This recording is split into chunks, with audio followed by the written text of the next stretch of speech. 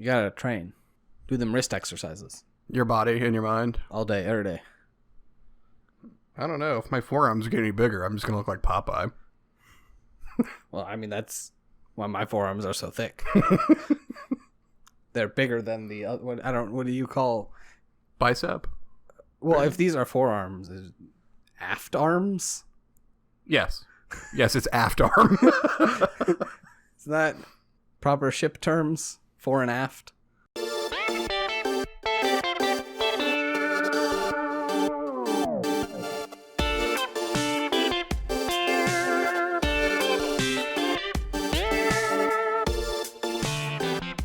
Welcome back to the Bad Gamecast. This is Jake. I am Jason. And this time we played Lex Mortis.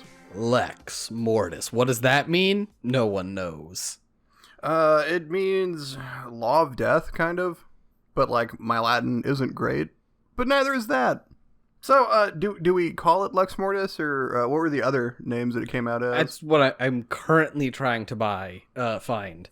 There it is, Reflecting Fate. I need to pull that up in another tab. So many tabs, so little time. Well, this was released February 2015, developed and produced by Dennis Isai? So I'm assuming that's his actual name. Yeah.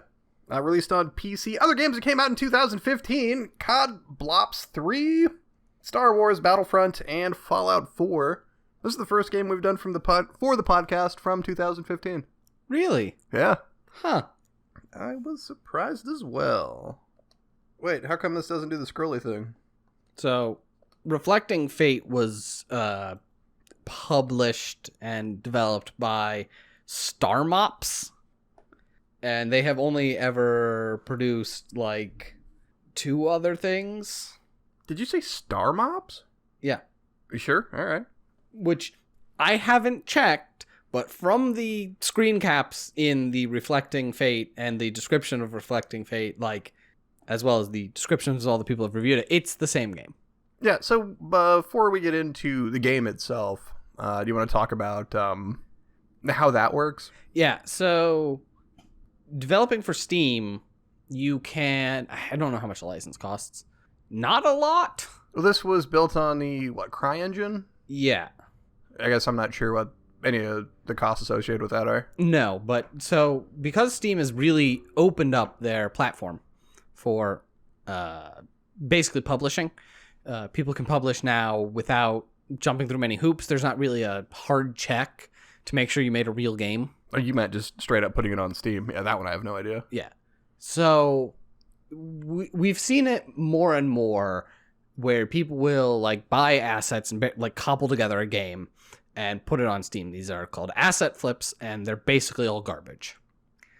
Sometimes people will produce assets and just throw them on Steam without any like working source code behind them.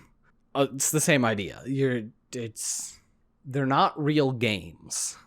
Well, people do that for, a lot of engines where they just make assets and then people can buy the packs or that individually, right? Yes. Selling assets is perfectly reasonable and fine thing to do. It's part of the game industry at this point, especially when you're talking about more indie to medium-sized teams where they don't necessarily have the time to build all the assets.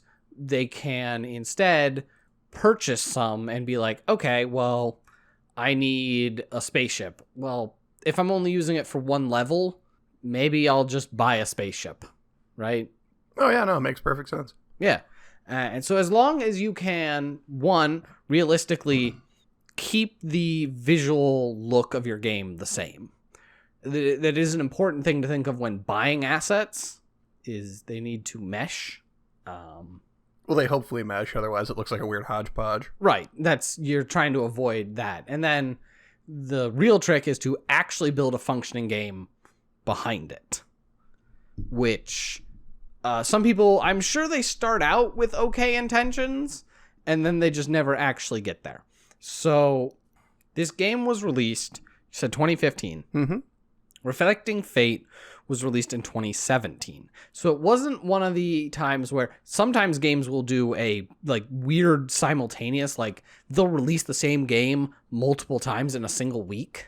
See, that is what I thought happened here. I didn't realize it was the No. 2-year span. So, in between the initial release and the re-release, my guess is either he formed a company or, God forbid, somehow sold it to someone, and then it was released again. There are probably a few minor changes, but honestly, it looks like nearly the same game. People who review it saying it's the same game. That's like, part of that is, so released in 2015. The 2015 version has highly negative reviews on Steam, right? Yes. So this is a way for them to re-release the game. Well, to be fair, it's mixed on Steam. Yeah.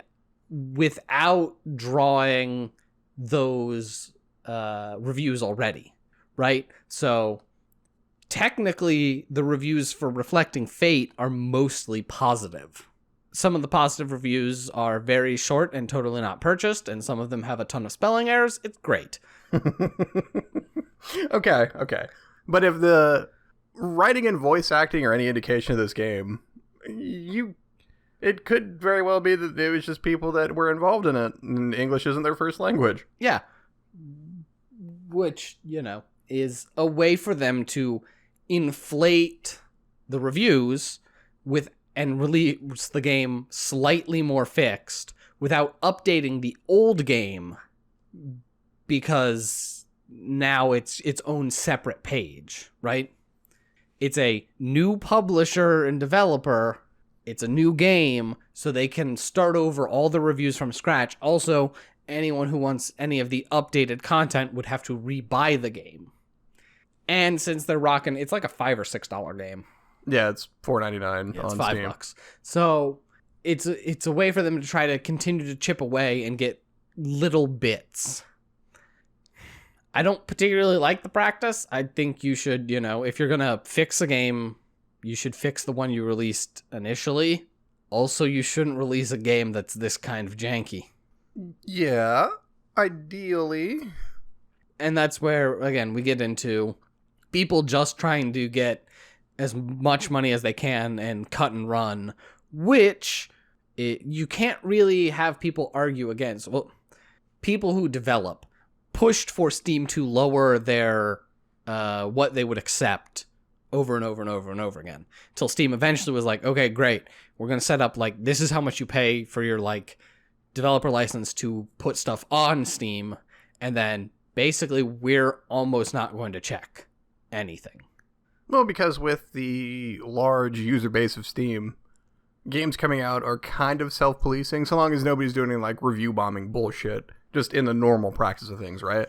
Yeah, it leads to there being a ton of stuff put on Steam all the time, which can make it a lot harder for an actual indie dev to stand out. In, like, if you don't hit a reviewer or something that catches the, like, public consciousness, until you do that, you're just amongst a swath of terrible. So it can be hard for an indie dev to really, even if they spent a ton of time working on their game, they really need to catch the eye of someone who will put their game towards the front. And then once you start getting, momentum, then it starts picking up other places, blah, blah, blah, momentum builds. Hey, look, you have your first actual success. Well, I mean, this game doesn't deserve that. This game sucks. Eye-catching in a way.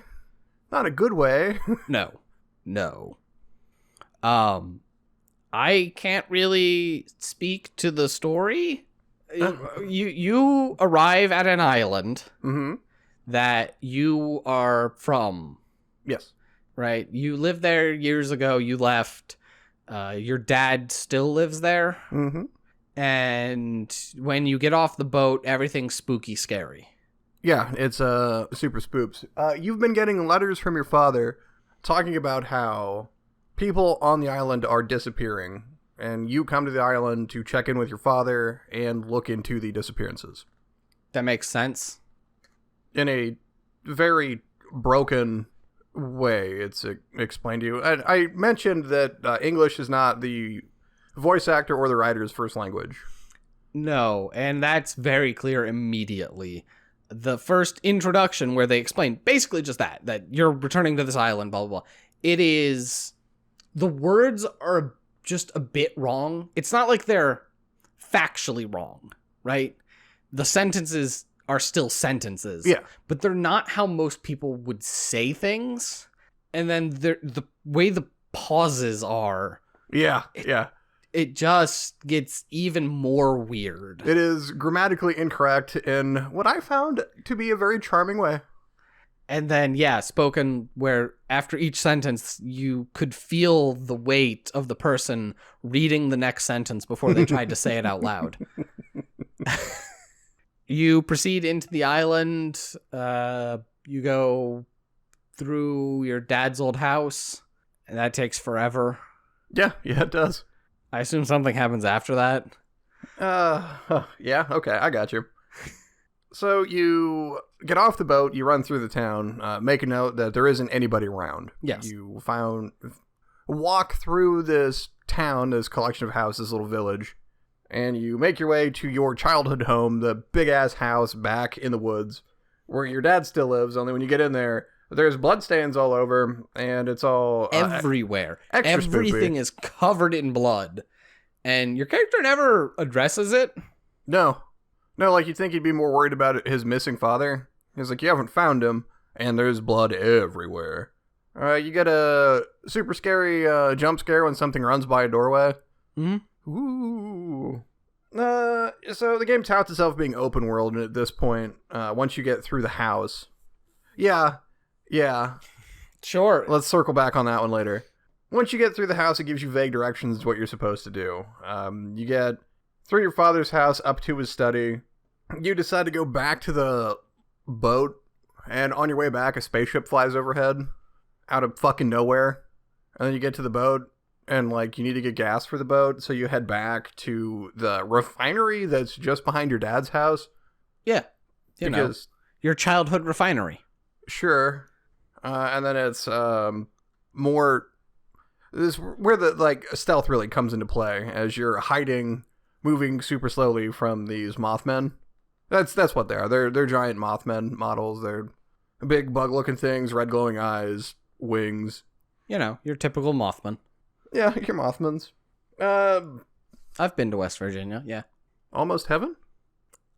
No, it was awful. Hey, the Point Pleasant Mothman Festival is a good time. An amusing time. Woo! So you find notes from your father in his house, up in his study, that says the townspeople are trying to hide out in the tunnels beneath the church in the neighboring town on this island. They're old, World War II tunnels, I think they had said. Bunkers and shit or whatever. Sure. Yeah, the town, it doesn't say. I assume it's somewhere. It's an island off the coast of somewhere in Europe. I mean, you'd think it would have to be with bunker tunnels from World War II. Yeah.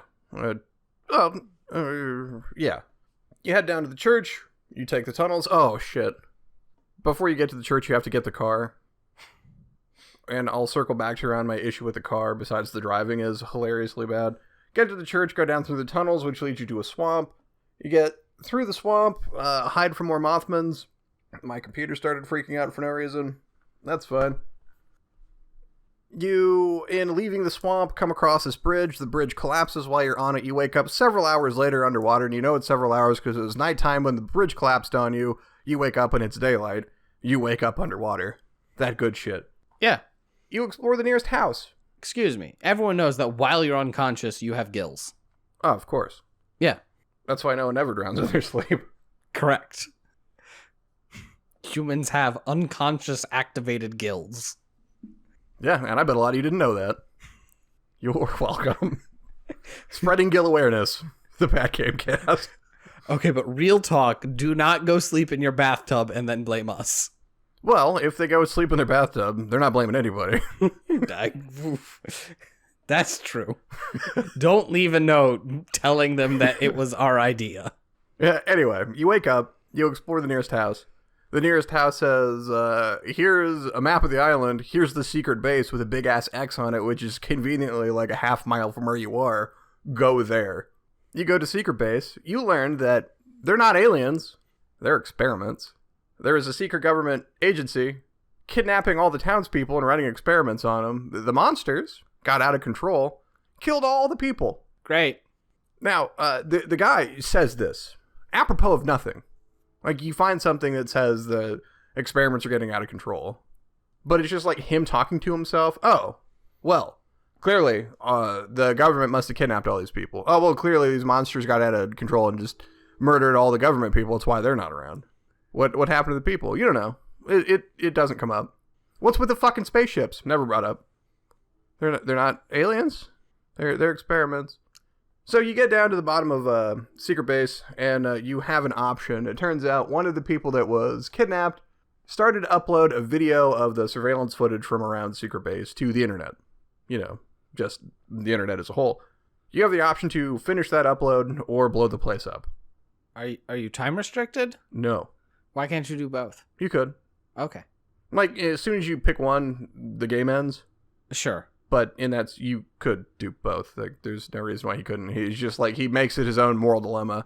Do I show people, but maybe people can't handle it, or I blow it all up and then no one knows? I like that you decided that this place is near France with terrible French I don't know what I accents. was going for there.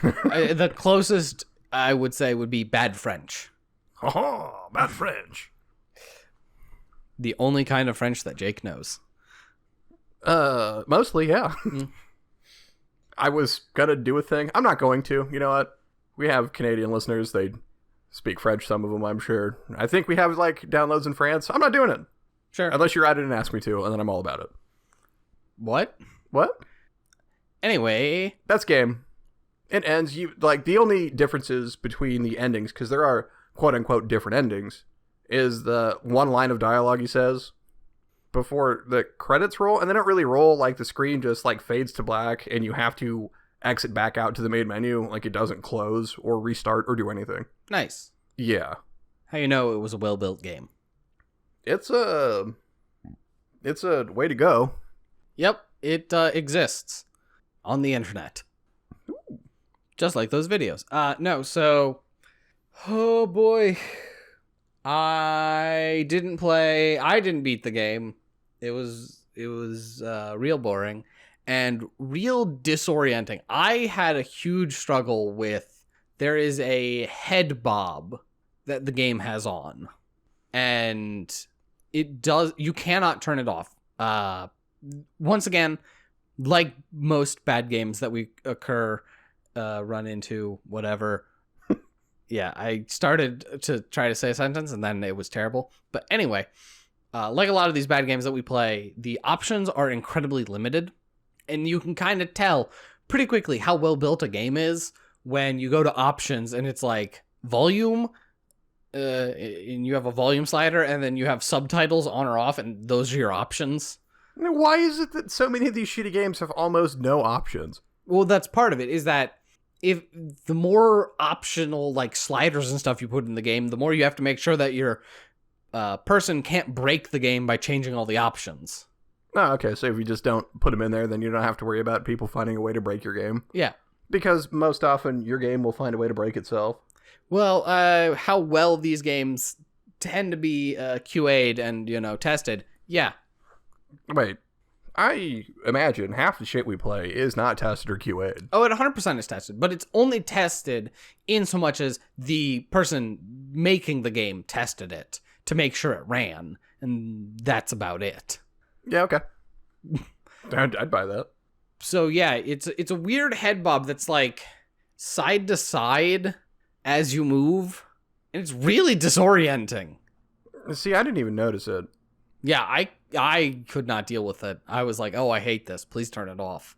There's so many other things about this game. And then it was really slow and wanted me to backtrack for the 7th time. And I was like, I'm done.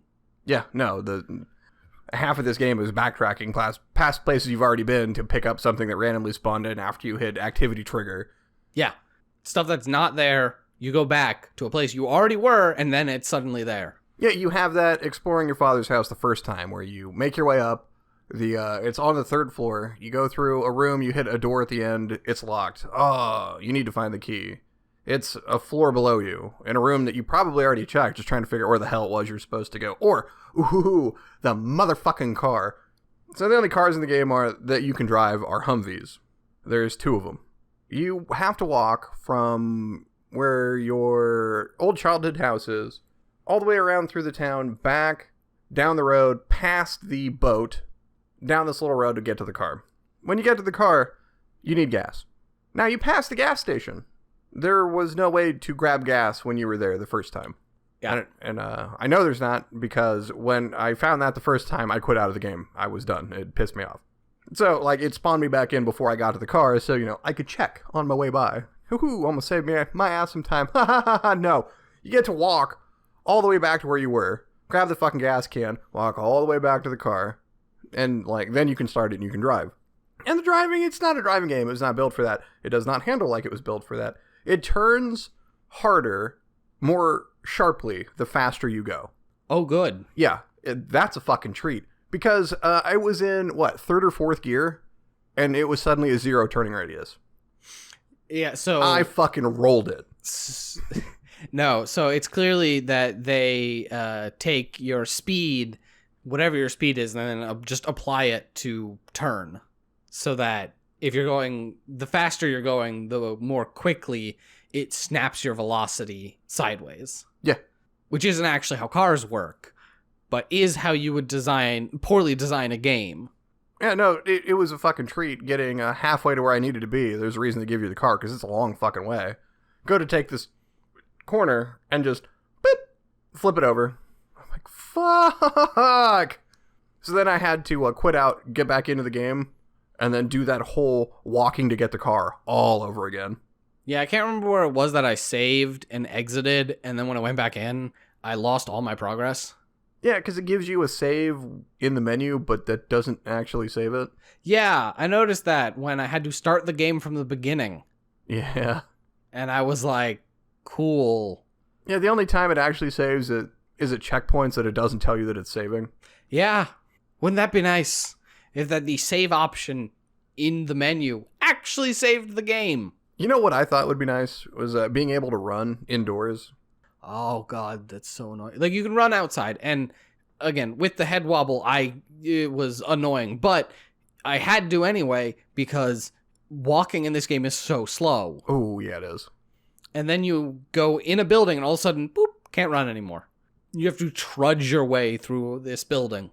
Especially your dad's house, which is like a 4-story fucking building. You have to slowly walk your way upstairs and back downstairs and back upstairs and oh my god. Oh, there's a thing you missed on the bottom floor, and now you have to go back down there to come back up here while you slowly plod along. Or the fact that there's an invisible stamina meter. You can't just continuously run. Mm-hmm. Not only is there stamina, there's stamina that they don't tell you about. Yeah, because you just run for 10 seconds and then just stop. Like, well, what the shit just happened? And then you can run again. Because the meter refilled. Hey, you're good to go. And then, graphically, this game isn't bad. In that, whoever did the assets did a pretty good job. Yes, they look solid. I turned all my settings up to Ultra. It looks like a pretty nice game. No. The graphics are solid. The problem is, the whole visual aspect of a game is determined not by the graphics. Graphics are part of it. The graphics, the execution of the aesthetic, and lighting are part of it. Yep. And the lighting on this game... The fucking lighting. ...is trash. Holy shit. I have never seen so many things so dark and shiny and, just weirdly lit. Yeah. Yeah, I was telling you, I've never played anything that has been too bright and too dark at the same time. It boggles the fucking mind. It's because you're outside and you're in the trees and you're right, it does look nice. And, the way that the shadows come through the trees looks really cool. but the like constant super bright light that never goes away during the day. And like that was happening for me during a thunderstorm. So it was like lightning flashes and rain, but bright sunlight coming down. So now everything was wet and just extra shiny. Oh, that would have been a treat to see. It was fucking something. And the one thing that really bugged me about most of the buildings is the scale is all wrong. Oh, that's certainly true. Yeah, like most of the houses are too tiny. And like the doorway's overly large for as small as the house is. All the furniture was way too big. Yeah, it's weird stuff. Like the first group of houses you get to, it's like you walk into the building, and honestly, the entire building is like the size of a shed. Yeah. They're like, this is someone's house, and you're like, what? Yeah, like you walk in on Smurf Village, like, no one lives here. No one could live here. And like the extra cars that are around are like too small. And then when you get to the Humvees, they're too big. Which, like, Humvee, so that kind of worked. Yeah, well, because then, like, with how small the buildings are, you can jump, and jumping in this game is super weird. Like, it doesn't, when you press jump, it doesn't jump immediately. There's, like, a slight lag, and then, depending on how long or hard you press it, it's hard to tell. You jump more, kind of, but Smurf Village, you can basically just jump onto the roof. You boys got ups. Yeah, that's the thing. How many buildings can you just standing leap onto? I mean, me personally, Yeah, most buildings, I think. 0 buildings. Got it. Oh, right. Yeah, no, that's the number. It's 0. It's 0. Like, your dude's just like, I'm be up here now. Oh, okay. What? All right, but speaking of like weird shit your dude does, when you run, your entire upper body doesn't move, and you only notice that when like there's a light source behind you, so like you can see your shadow as you're running, which is hilarious to watch as like your weird spaghetti legs are doing their thing, but and your entire upper body is looks stiff. Like you're doing some weird Naruto run because your arms are just like socketed out to the side at like a perfect angle, and so your shadow is just woo.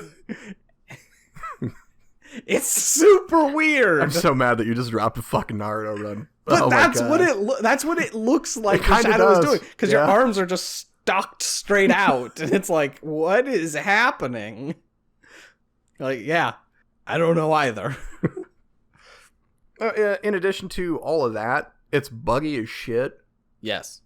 I would find it. And to play the entire game, I think I was a little over 2.5 hours. So, you know, just long enough that I couldn't get that Steam refund. Thanks. But there would be times where I would get to an objective, what I thought was an objective, or like I had to pick something up, but I couldn't find what would spawn in, so I would have to leave and then come back. You know, like exit out of the game, open it back up, and then it would spawn. And, you know, just like random shit, or it would tell me to go to somewhere on a map, but I wouldn't get like the glowing stand here thing that it does. It would just not be there. And then when I would stand where I thought I should be, nothing would happen. So it'd be the same thing. I'd have to quit out, come back in, and then play that entire section over again. Now, thankfully, when that would happen, it wouldn't take me long. I'd be back like a minute, 2 minutes, 5 minutes. I'm not wasting like a half hour at a time, because I flat out would not have done it. And it didn't happen like at every point in the game, just like a few of them. But once is more than enough. And the fact that it did it more than once, that good shit. The one good thing I'll give them, though, is the sounds. Sure. The sound design of the game. Not the speaking, which we talked about. Not the music itself. Because there's like 3 music tracks, and they're like kind of generic and forgettable. But the times they play when something creepy's going on, there's like classic horror sounds, like the violin where it sounds like, you know, fucking spiders crawling or some shit. Like I'm sure that has a name. I don't know what it's called. I have no idea. But they would, you know, they play like little creepy shit here and there, which this game's not scary. No. But I appreciate those like little atmospheric touches, especially because some of the other stuff we're playing and it doesn't have that, and boy, it's noticeable. Yeah, they clearly half tried, I'm assuming, but I don't know what happened. It's almost like, and who knows how long it took him to actually make this game, but you can tell the days where he cared and the days where they didn't. Basically, it is a very half put together game. Some things are fine, and other things bring the entire experience down so much that it does not get out of its own way, and it just fails. There's weird negative, like they invert colors of the screen some of the time, which I found continuing to be really kind of weird and disorienting when that would just happen. Oh, that is super weird. But I found it incredibly useful. Yeah, you mentioned. Yeah, well, because there are parts where you don't get a flashlight in this whole game, which is an interesting choice. Considering how dark they make it? Yeah.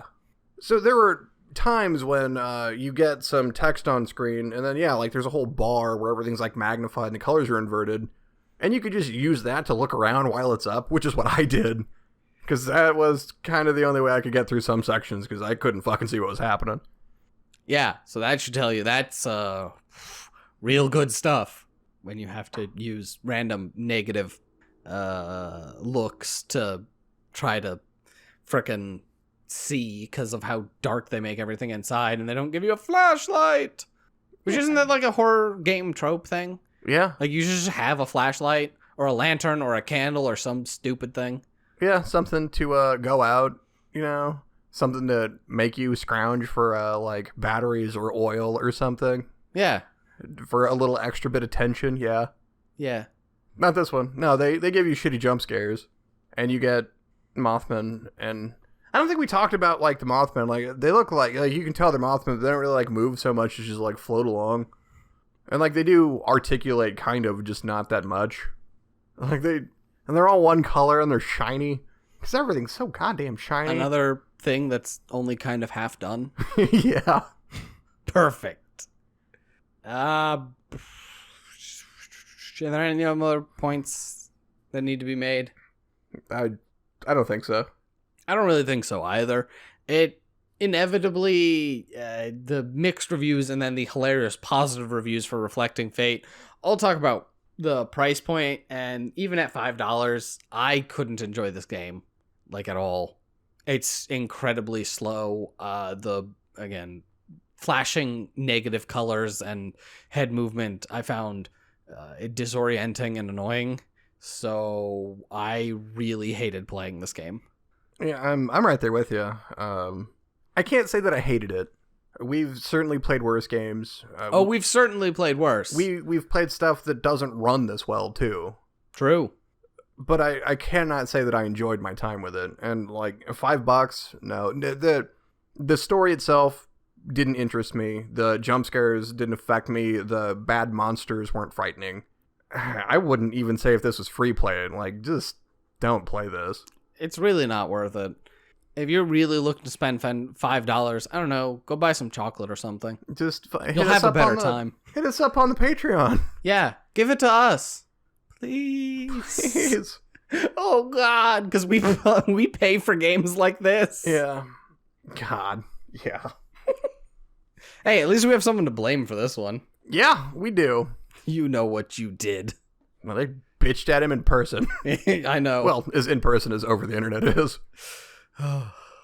He's also responsible for the next episode. I'm going to have words about that one. Oh, I'm going to have a lot of words about that one. This one is actively not good, but it's like, it's a lot of design missteps that just really sink it. I think that this one, and I kind of am curious about Reflecting Fate, if it actually fixed it at all. I doubt it. But there's enough here that like is positive. Again, the graphics aren't bad, and the actual built area is kind of weird but okay. But then they fail that you could probably build a game with this using like these assets and actually building a real game. Sneak peek for the future, that game's mega garbage. Well, this does have a sequel. Does it? Uh-huh. Is that like, because I know they have two games listed on Steam. Is the other one the sequel? Is the butterfly something? I don't know. Is it the butterfly sign? Yeah, because there is a sequel to this game, but I can't figure out what the hell it's called right now. Butterfly Sign Human Error Yeah, that's the one. was also done by Dennis Essel. So I guess that's the sequel. Is the second chapter of the first-person detective video game. What? Okay, that's clearly not real. Oh, I know we just wrapped it up, but I briefly talked about the open world. What makes it open world is you have a large area that the game will want you to explore to pick up the little like collectible nodes. Well, they're not collectibles, but they're little nodes to like find out about the town and shit. Sure. There's a small area that you're allowed to explore. That makes it open world. What makes it open world is that they thought the open world tag would get them to get people to look at their game. Yeah. I mean, that's it. All right, that's it though. We're done talking about it. Let's be done. All right, we're done. Done. What do we do now? Now we answer questions from listeners. Listeners like you Hey. and knocking. Yeah, what the hell is that? I don't know. Anyway, any questions, comments, concerns, thoughts, ideas, suggestions, bamboozles, puzzles you want to send to us, you email thebadgamecast@gmail.com. We read out anything, questions, interesting stuff here on air. Get a little connection with our audience. Let's keep it professional, guys. Or not. I mean, whatever. Get weird? When am I not? Yeah, that's true. Okay, so this question comes from... They don't really title their questions anymore or really give us anything. Like, it's the person who sends all the questions. Anyway, we're just going to jump right into this. By now, everyone knows of the greatest intellectual property to come out this decade, Untitled Goose Game. So what should developer House do for the sequel? And they are hoping for Untitled Raccoon Game. So, you haven't played this, you said? Nope, I have not played it. All right, so I played Untitled Goose Game, and it's a solid game. I gotta give them credit. It's one of those things where, like, as we just talked about with this game, graphically, Untitled Goose Game isn't very intense. Like, it's very cartoony, but that's, like, by design. Yeah, like, it has a certain aesthetic style. And they pretty well nail it. Like, it looks great. It's a weird little stealth game where you play as a goose who gets to ruin people's day. Yeah, you're just doing a goose terror, right? Yes, you are a domestic goose terrorist. You need to steal this kid's toys and steal some food from the store, and then you need to throw this guy's rake into a lake. Yeah, make the old man fall down and dump a bucket on someone's head. Kill a baby. No. So it's all very just like kind of funny, annoying stuff. It plays really well. Like, as just a concept and as a whole, it plays really well. It lets you do kind of evil, but like not evil things, and lets you just, mess with people, which a lot of people like, without being like, I'm out here butchering people. Yeah, like if you're out there killing babies. Yeah. So it does a lot of good things, and then you can honk at people, and that's just great. I've heard like I say complaint, but it's not really a complaint. But an issue I have heard people have with it is that it's they want more. It is quite short. Yeah, because it's a couple hours, right? Yeah. Depending on how long it takes you to figure out some of the stuff you have to do. Yeah.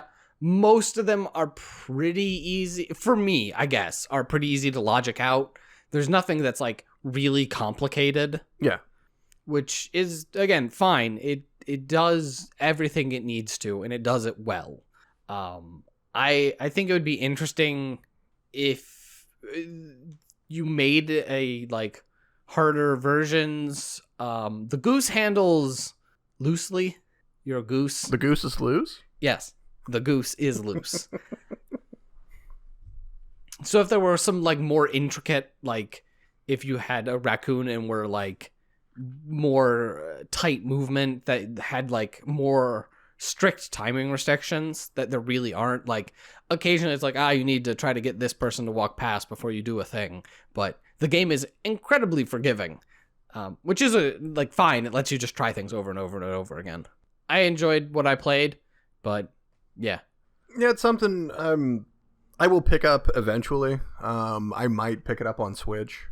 Yeah, it is another game that I think is great because it is, as I said, it's great for kids. Yeah, because it lets you just mess around and try things and try to logic stuff out, and you get to be a jerk goose, and that sounds like fun. And so that's just kind of fun. And that honk dough. The honk is real important, which is why I'm not sure if an Untitled Raccoon game would work, because weird hissing sound is actually way more weird, as opposed to just walking up to people and going, Yeah, no.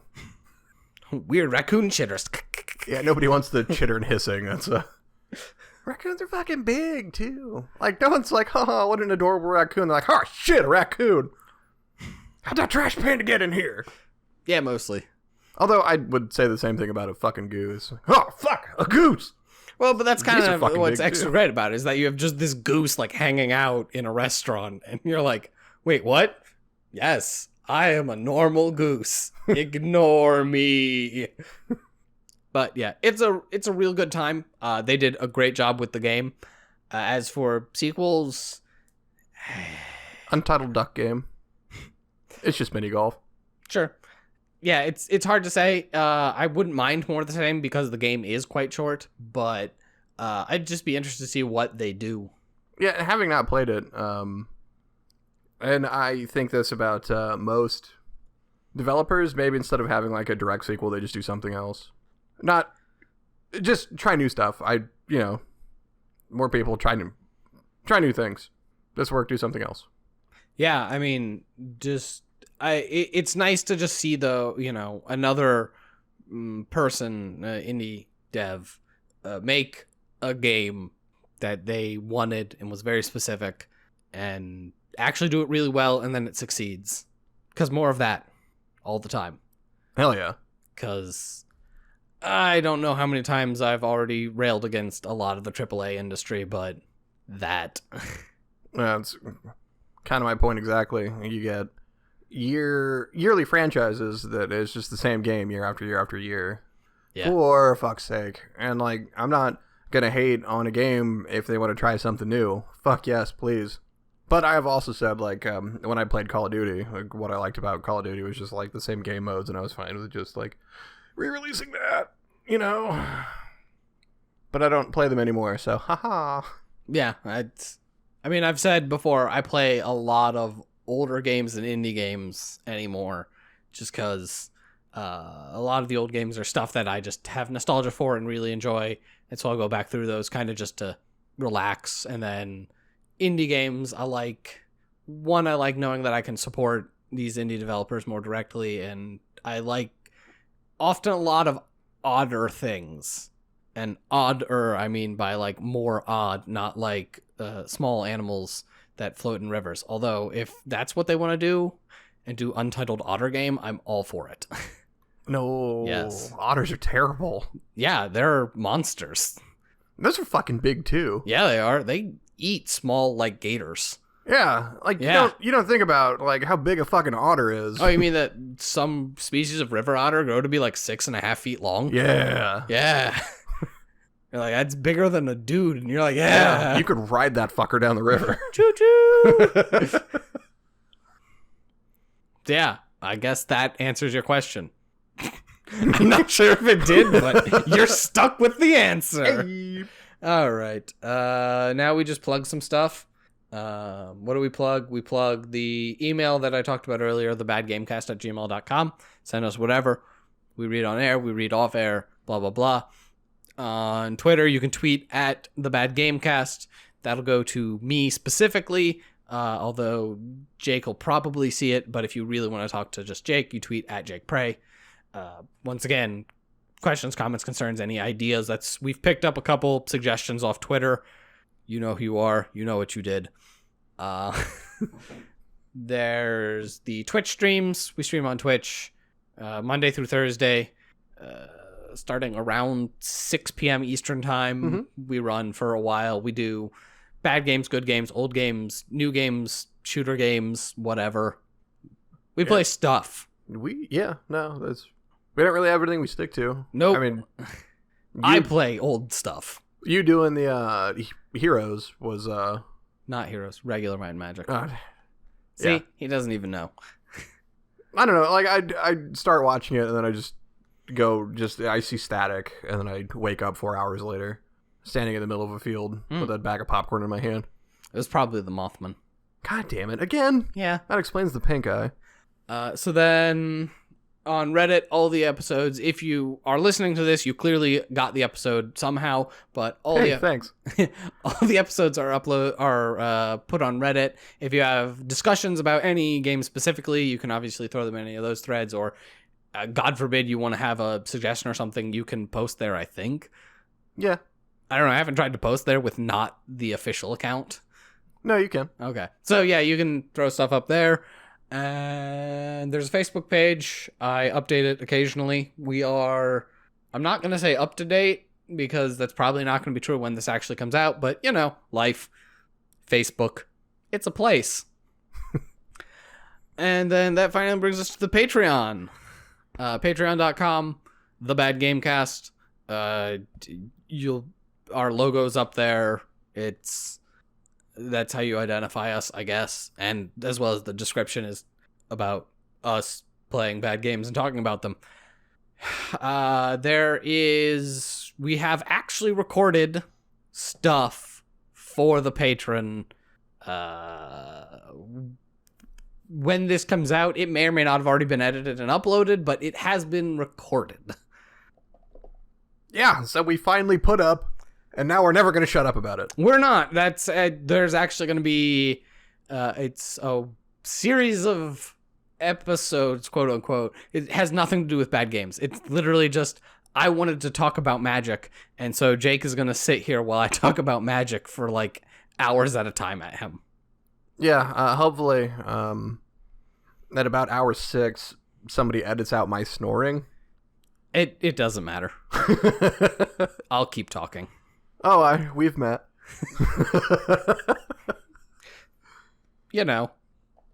I don't like the sound of my own voice at all. Clearly.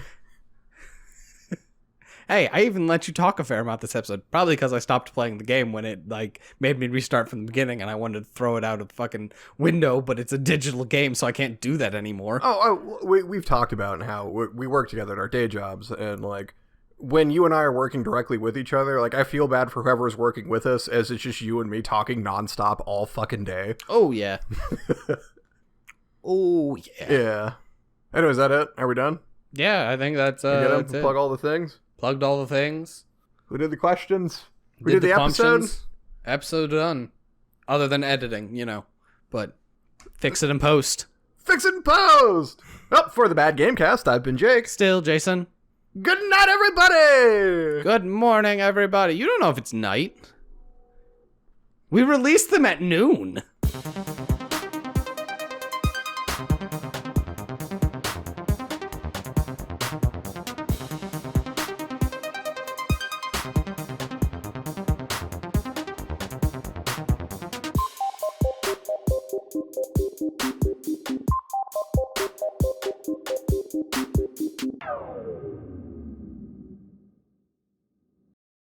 We do. Well, didn't I? Yeah, I said that's from Animaniacs. Yeah. Yeah. And good afternoon, everybody. Just really does not roll off the tongue. Good morning, Vietnam! See, that's still morning. Good afternoon just doesn't work. Good evening. And good night. Good luck and Godspeed. John Glenn? The airport guy? Yeah, the airport guy. I mean, they already know we're in Columbus. That's what he's famous for. Yes, he's famous for the airport. Boy, I'm about to beat you. No, I'm just watching football scores tick by.